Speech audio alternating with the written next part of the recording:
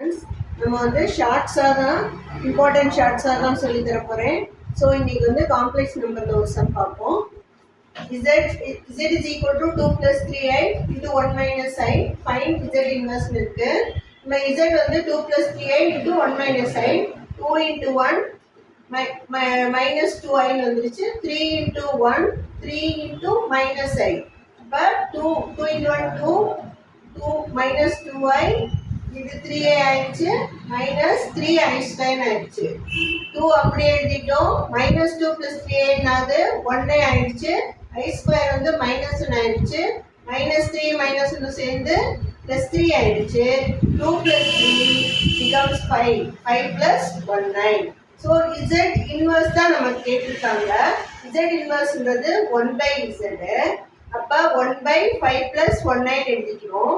அப்போ அதோட கான்ஜுகேட்டால மல்டிப்ளை அண்ட் டிவைட் பண்ணுறோம். டிவைட் பண்ணால் 5 மைனஸ் 1 9 இது ரெண்டும் a square minus b square ஃபார்மேட்டுக்கு வருது. 5 square minus i square 5 square is 25. i square minus 1 minus of minus 1 plus 1 ஆயிடுச்சு.